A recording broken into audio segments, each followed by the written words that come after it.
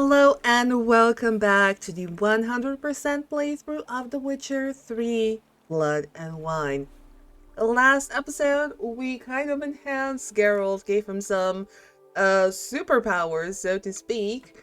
And in this episode, since Mere-Lachaiselongue is right around the corner, I thought it would be a good time to kind of follow along with main quest for a little bit. Oh, we have a bear here. Works perfectly for us. There we go. Nice and easy. And on our way to the cemetery we go. Should be just right here. Yeah, there we go. It's infested too. Regis. Couldn't have picked some other place to meet. Oh, clearly not.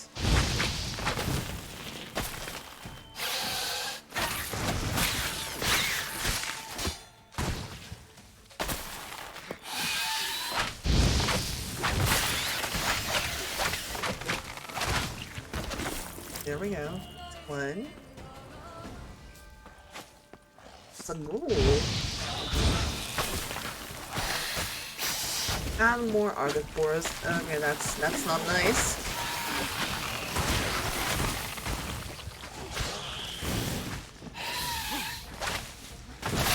Die. Looks like this place is foul infested. Anybody else, or is that it? That might be it. Okay.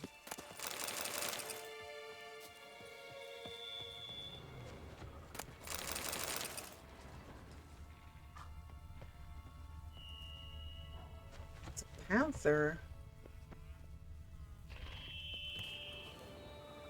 And I'm guessing this is where we need to go. Stanislaus Yost produced a great deal and died of overproduction.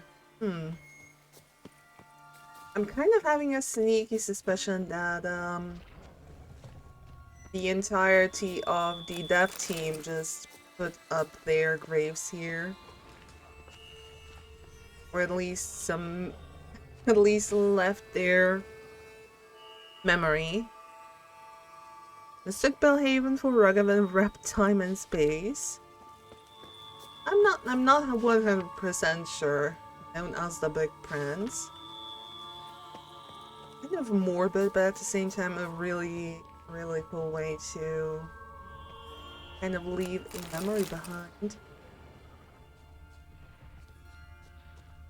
And I know there is a little picture of the entire dev team up on Mount Borgo.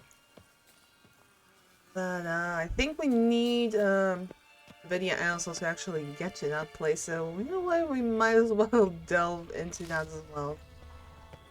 Because why not? Regis! Damn it. Locked. No way I got the place wrong. This is it. Gotta be another way in around here. Yes, there is another way. It is the wonderful cave entrance over here, Geralt. Filled with kicking wars! And we also get the Corvobianco general refurbishment done. Very nice. Decaying bones. Kikimors must have tunneled into the grave. Hmm. Kikimors. Fiddles of plenty around here.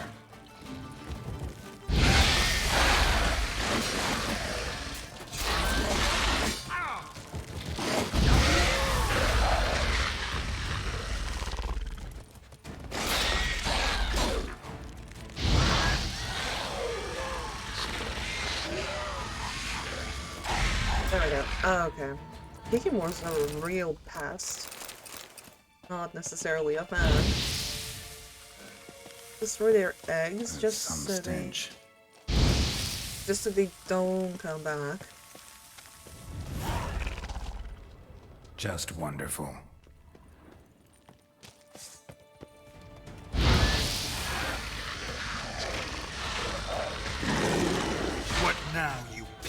filth.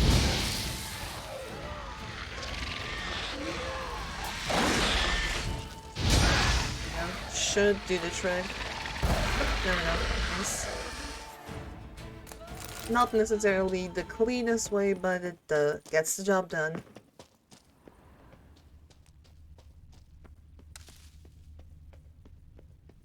Okay, so we do need to go here. However, I would very much like... Okay, we can go through here as well. That's good. I kind of want to loot and scavenge while we have the chance. There's something here. Ooh, Need to use the eye. how very nice. Interesting.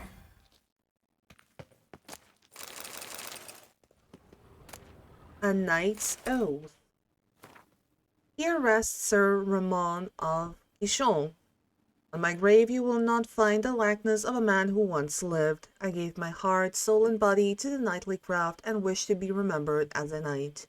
The symbol of chivalry is a naked sword, and that symbol rests above me. Sword that defended my honor, my friends, my heart. The sword that was closer to me than a brother. The sword that was never stained by the blood of an innocent man. Let it rest on this stone through the ages. Cassis, who there is. No. No, that one's coming with us. I'm sorry, Knight. I know you wanted to... I know you wanted people to respect our wishes, but, not our wishes, your wishes, but, yeah, no. That is not gonna be the case.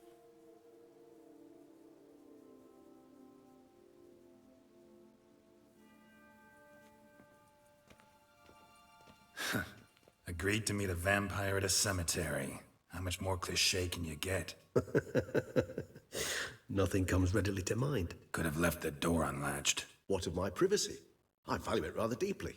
Unmolested, especially by unwanted guests, that's my preferred state. Besides, I knew you'd find a way to get in. True enough. Need to find your friend. I'm hoping you'll agree to help. I shall do whatever's in my power. Yet what you want or even need must matter little. What matters is what Dettlaff wants. If he does not wish to be found, you will not find him. Ever. End of story. Come on. Gotta be some way.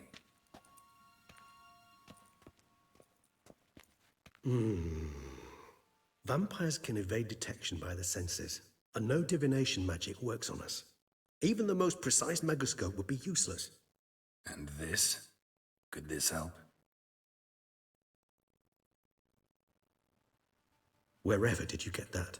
Off one of the beast's victims, found by a bend in the river. Body was chopped in pieces. 3 of those pieces were hands. Hand with the ring seemed the odd one out. Abruxa had taken an interest in it.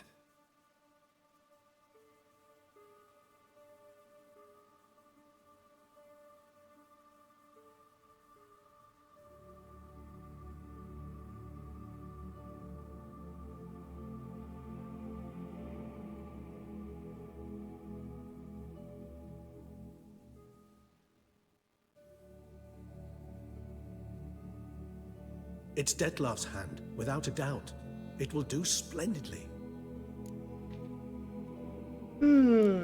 Okay. Well, out of the 3 questions, why not start with this one? Can't you just summon Dettlaff? Can't you just summon Dettlaff? You're both hired vampires. There's gotta be a way. If I'm to be entirely candid, there is indeed one. But believe me, we will be better off never availing ourselves of it. It is a last resort. Absolutely. Last resort? The hell? Why? There is a being who can summon Dettlaff. Possesses the authority, even the power, to force him to appear in a given place. But the very act of contacting this being, well, it's akin to walking a slack line extended over a chasm filled with molten lava. An exercise as perilous to me as it would be to you. A risk I'm unwilling to take. I beg you, let's do it my way. It will be both quicker and easier. Okay, sounds very dangerous and something our friend Regis definitely doesn't want to do. What about the ring? What's its provenance? Ring's pretty intriguing. made of no metal I've ever seen, and the ornamentation. It comes from our home, where we lived before the conjunction of spheres. It's actually mine. I received it from a dear old friend. You might call him a humanist. He saw us vampires as guests here, guests who owe their hosts, meaning you humans and the elder races, respect. Respect? Meaning not to treat us like cattle to be slaughtered for food? Precisely. And the reason why I, in turn, gave it to Dettlaff. To remind him of the ideals my old friend championed. What do you want to use the hand for? The hand. What do you plan to do with it? You've heard of Kovinaris' theory of tissue memory retention. Rings a distant bell. Read about it in Alchemia Oblitera. There's a copy at Kaer Morhen, tattered, nearly disintegrated. But if memory serves, Kovinaris never managed to prove it worked. He did prove it, just never managed to publish his findings. He and I corresponded, you see, after we became friends. Thus, I know he completed his research and performed the first tests.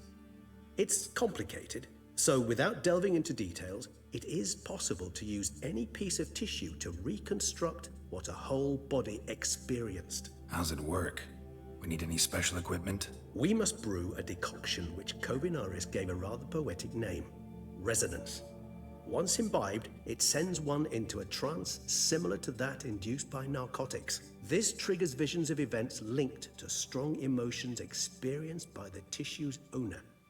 Picture it as dreaming a fragment of someone's life. Any chance we might see what Dettlaff was doing just before he lost his hand? Indeed. Though I also hope resonance will reveal the location of Dettlaff's hideout. Let's brew the decoction then. Kovinaris spent half his life proving his theory. Wild guess. Making a dose of resonance won't be easy. You guessed correctly. In addition to Dettlaff's tissue, we shall need a powerful occipital lobe stimulant. Effectively a poison, to make one susceptible to visions. Well, got a few ingredients to choose from. Unfortunately, all are pretty rare. There's mamoon glands, but closest ones I know of are in Vizima. A spotted white saliva would also serve, but they were culled to extinction over a century ago. Could go with a kobold's eyes, but the creatures are sentient. Rather not gouge one's eyes out. Given that we lack the time to sleuth this out ourselves, permit me to summon some help.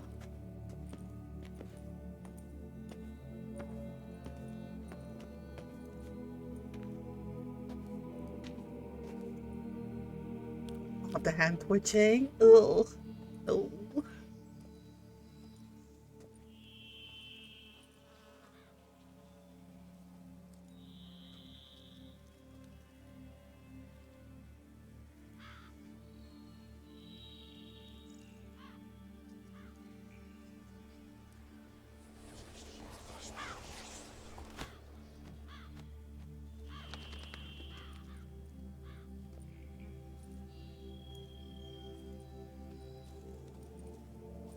What was that? A raven? Rather a common sight at this latitude. Very intelligent fowl.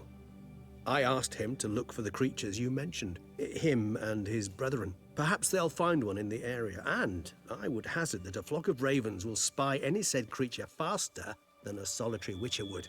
With all due respect to your skills, my friend. It will take them some time, nonetheless, so perhaps you'd care for a snifter of mandrake. Gladly, let's drink. Rarely say no to a snifter. Sadly, this is but a weak infusion rather than a proper distillate. Even better. I remember your mandrake hooch. Made people say things they'd have rather kept to themselves. Now, what could Geralt of Rivia prefer to keep to himself? Seems he chose to misunderstand I don't want to talk. Is this a setup? Well, we do have a lot of secrets. Everyone's got some secret. I agree wholeheartedly. I also believe it wise at times to share one's secrets, unburden oneself to those one can trust. This your sophisticated way of asking me if I trust you? I prefer almost always to ask indirectly. It seems a test of intelligence, one you just passed. Maybe you should go first. Reveal one of your secrets. After all, you vampires lead very interesting lives. Anything in particular interest you?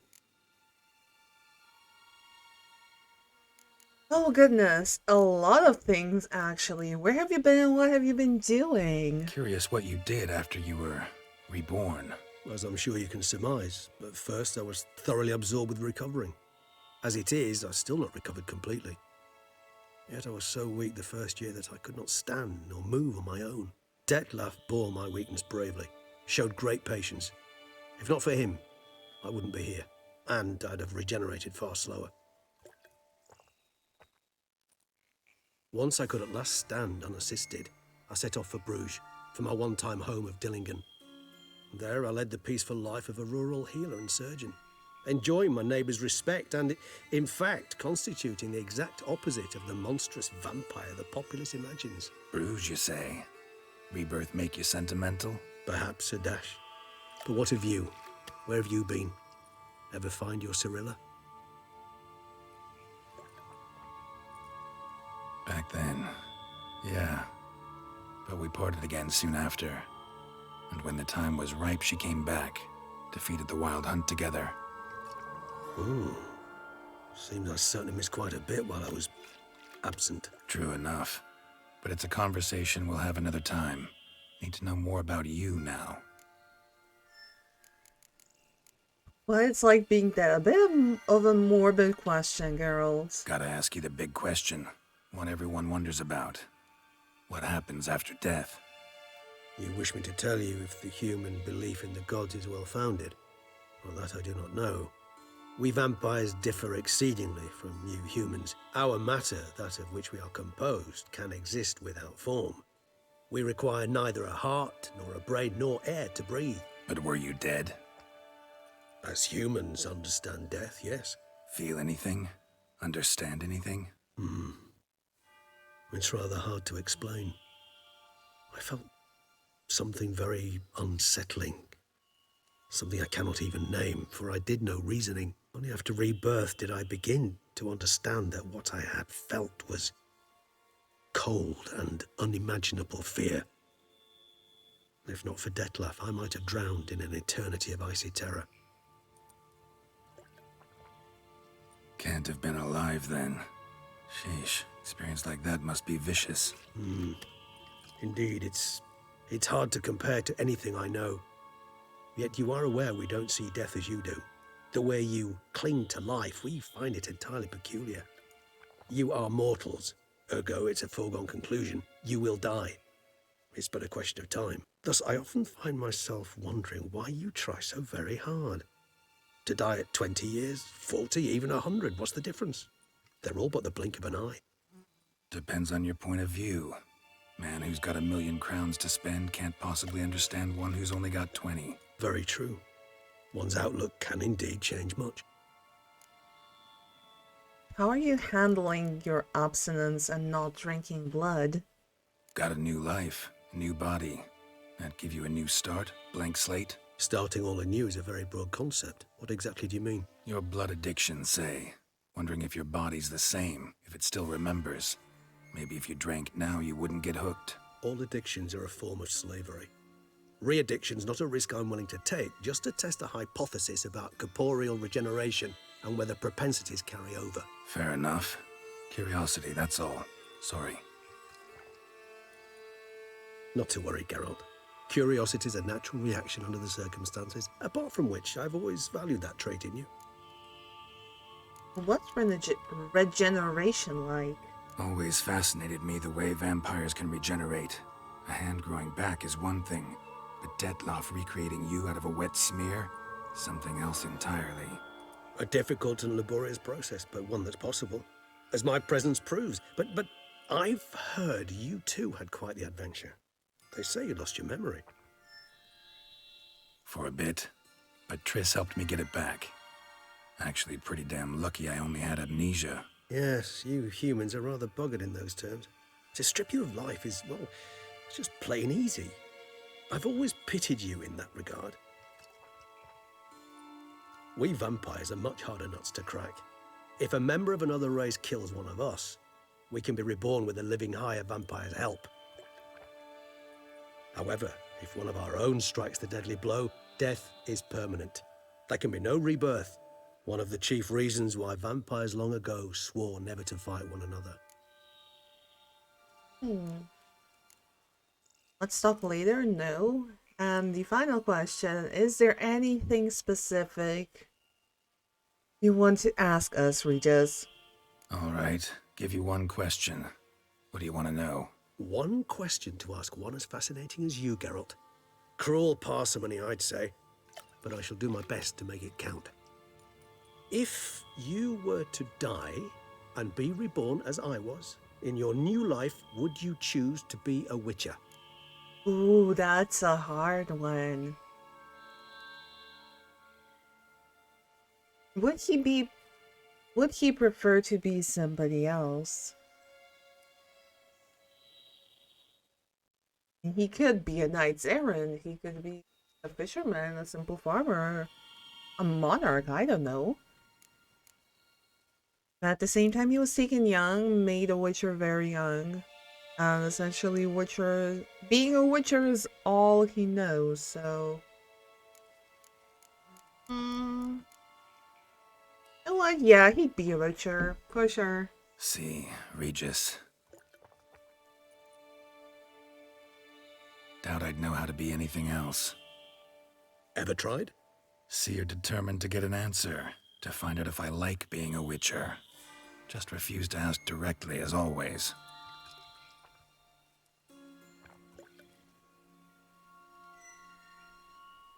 I like being on the path.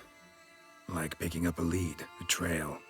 I like the tension right before a fight. And nothing gets my adrenaline flowing like battling a beast. Even gotten used to people treating me like a freak, an outcast.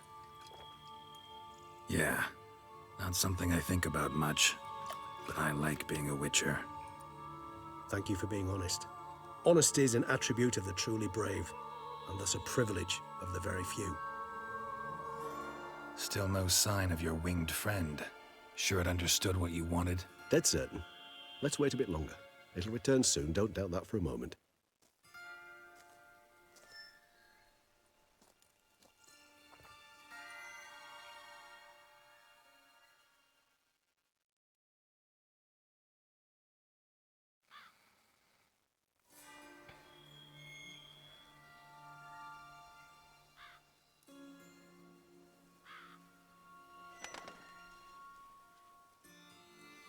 Ever vigilant, even in his sleep. Quite vampire-like, in fact. Are you absolutely certain they don't administer a few of our genes during the trial of the grasses?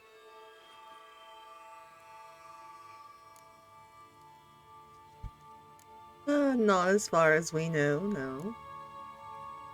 Far as I know, none. Now what you got for me? You were right. No kobolds or mamoons for miles around. Knew it. Allow me to finish. You see, there's this spotted white. It haunts an abandoned residence in the Caraberta woods. Impossible. My brethren hunted down every last spotted white before I was born. Then it seems you must revise your knowledge of spotted whites. For somehow this one managed to survive your brethren's onslaught. It seems I know this home it haunts. Recall a tale about it. Locals believe the place cursed. Perhaps that's how the white survived entirely unmolested. What's this about a curse? Know anything else about this curse? I don't recall much in particular. Really don't attach much importance to such things. It was mentioned to me as an anecdote, no more. Come on, search your memory. Something, anything could be important. I believe it had a relation to hunger, or, perhaps greed, rapacity. Someone was punished for something... Textbook definition of a curse, pretty much. Sorry, Geralt, I try not to clutter my mind with the details of every far-fetched tale I happen to hear. What are your thoughts? A specimen of a species thought long extinct, and a curse, in one place. That a coincidence, or are they related? Ah, professional curiosity. Personally, I've nothing against you delving into this dilemma, but please remember we need the white's saliva. Nothing beyond that. Do you know anything else about this white? Whites rarely appear in the woods, even less likely to find them in abandoned human homes. They inhabit remote wildernesses, old abandoned cemeteries. What's your point? This might not be a spotted white after all. Your little helper might have made a mistake. I sincerely doubt it. Ravens are devilishly intelligent creatures, and they've highly developed observational skills. What exactly did they observe? The area around the estate, it's covered in spoons. Spoons? Spare me the skeptical smile. I'm but the bearer of this news. Or perhaps this spotted white is a hoarder. Or the spoons are somehow related to the curse. In that case, it's time to Let's visit do the this. white. Start making your decoction while I go get some saliva from that white. Uses it in its brews. Do you imagine the white will simply sell you some? Worst case scenario, I'll bring you its salivary glands. They ought to do as well. For a moment there, I imagined you asking the white to spit into a vial. Quite amusing as a thought, but the salivary glands will do fine indeed. So, see you later. Yes, till later. I shall start by perusing some tomes. Tomes? Thought you were gonna make this decoction. We require one last ingredient. Alas, obtaining it could prove a trifle toilsome. Thus, I hope to identify a suitable alternative. All right. Good luck. And to you, my friend. Okay, we need to look for the White Slayer. We need to read the bestiary to learn more about spotted. Well, in that case, dive right in. We also have Archospores. Let's read that. We didn't read that one. Looks like a flower to me, a hideous, disgusting flower. Blasco Tenebra. Last words. Archospores look like gigantic, aesthetically unpleasing flowers with some of the trails of exceptionally cruel and bloodthirsty sundews. They are, however, far more dangerous than even the most colossal sundew. Their peculiar appearance makes them practically impossible to discern amidst other plants. By the time one draws close enough to realize what they are, it's often too late to flee. According to popular belief, archospores are cursed plants grown in soil fertilized by the blood of the dying. They are most often found in places which in the past saw pogroms, bloody rituals, or cruel murders. 4 types of archospore have been catalogued to date, differing from one another in terms of coloring. Brown the least dangerous, green and purple the most dangerous. The final variant, said to be cultivated by mages from Banard, is the yellow archospore, whose strength is similar to that of its green-colored cousin. Factoids? What do we have? Oh, pale widows. Never have I seen such a creature. It was like a giant centipede, but white, utterly white. Account of Dr. Vitruvius de la Vega after the first encounter with a pale widow. This rare variety of giant centipede dwells in underground layers and owes its name to its unusual pale white coloring. Like the more common giant centipede, its body is covered in hard chitinous armor with numerous hooked limbs sticking out from underneath. Some scholars raise these creatures in laboratory conditions for the properties of their albumin, which makes an excellent base for brewing of mutagenic potions, which we actually experienced in the last episode. And now we have necrophages. First, whites. They say the dead like quiet. I don't know about the dead, but whites certainly do. Heinrich von Grot. The whites are ghostly and threatening in appearance. One should not approach them with a sword drawn or attack them unprovoked. Left alone, they present no serious danger to anyone and are far more interested in mixing noxious brews and cauldrons than in fighting. This species mainly lives around ancient burial sites, though they have been spotted near more recently founded cemeteries and wherever mass graves can be found. Whites spend the winter months in a state of lethargy very similar to human sleep. They live strictly solitary lives. In fact, it is practically unheard of for those creatures to appear in groups. Yet when they fear their territory is threatened, and it's enough for one step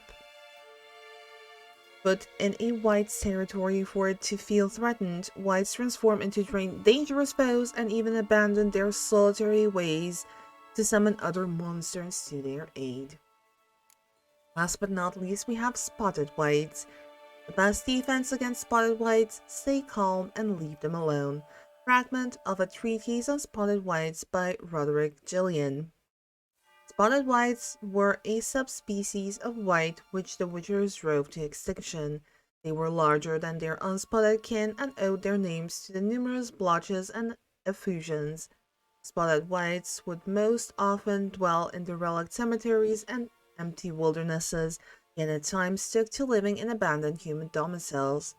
They would indulge in their great passion, creating brews from their own emissions. When not disturbed, spotted whites would not act aggressively. If threatened, however, they became very dangerous indeed. In the colder months, or when they faced with unreasonable chill, they would slip into a state of lethargy, making them easy targets. Even during their active periods, it is said that witchers found a surefire way of besting them based around carefully casting of the Yerden sign, or at least so claims Witcher lore. Interesting. Before we leave for the spotted white, we do have this kind of hidey spot I shall set up my gear, start brewing residence. No reason to delay. explore. Giant among men conveyor of deep thoughts. Okay. I'm still convinced that these are the devs, like, leaving their trace on the game. See what shall become of Tiberia. Biography of the Vampire Regis from the Quill of Dandelion. Well, look at that. Royal lineages of no, this is what I want to read. Biography of the Vampire Regis from the Quill of Dandelion. One of the most extraordinary individuals I have encountered during my numerous adventures at Geralt's side was the vampire known as Regis.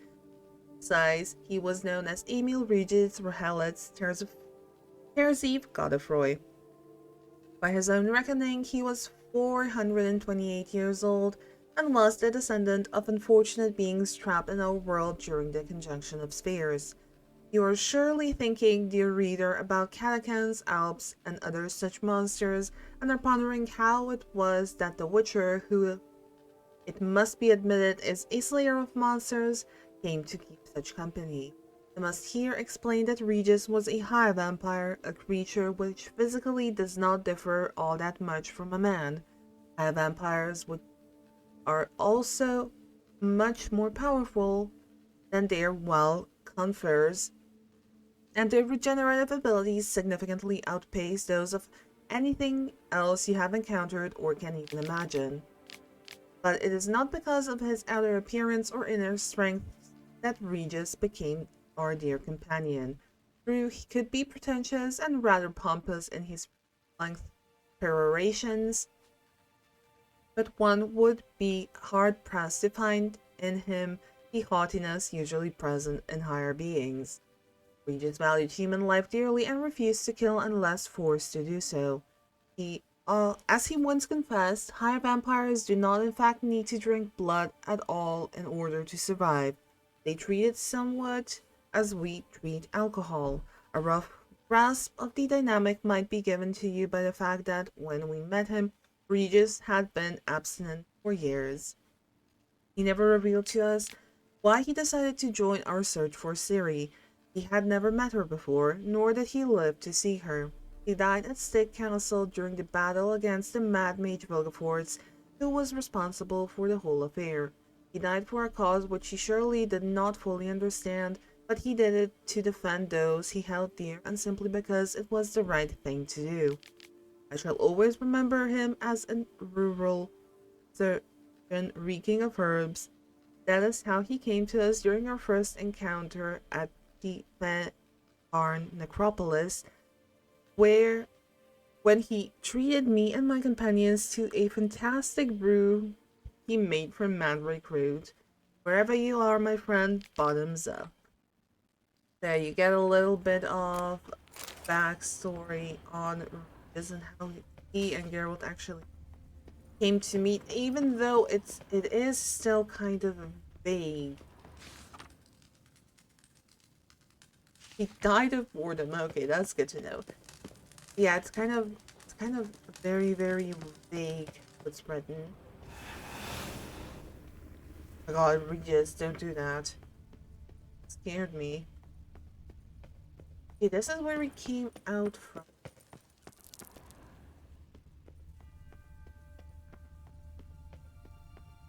Ah, there we go. Armor set. My last thoughts before I succumb to sleep. Oh, wow, wow. My last thoughts before falling asleep. There is no death, does life exist? It is a very interesting feeling. I have noticed that people improve themselves with it to great effect. Sometimes I would like to stop thinking. If we were to create a god as the humans have, what would he be like? People justify bad deeds by good intentions. I'm not sure if there is greater idiocy. I would drink the freshly squeezed blood of an infant. I know I can't, but I hope that its velvety taste will send me to sleep. Whoa, no thank you. I strive to live like a person, and it means that I have ceased to feel good among people as well as among my own. Maybe I made a big mistake. I have always wanted to write. I'm very tired and fuck it all. People don't think about the present, they usually remember old times or worry about the future. I have a feeling that my friend Dettlaff will die. I'm sad. Oh, yes.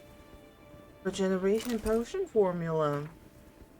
8 measures of vervain extract, Leichenfang, Sancurum alphantra, broth made of young mandrake shots.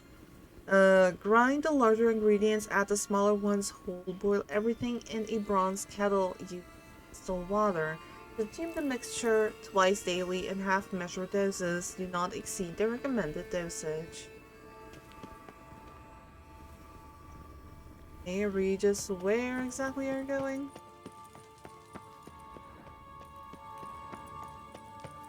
This?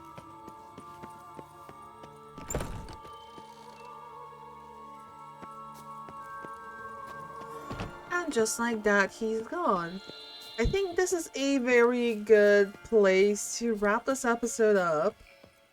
We learned quite a lot about Regis, and we do need to go see what's up with that white. If we can get its saliva, do we have to kill it? Don't we have to kill it? It's kind of hard to tell.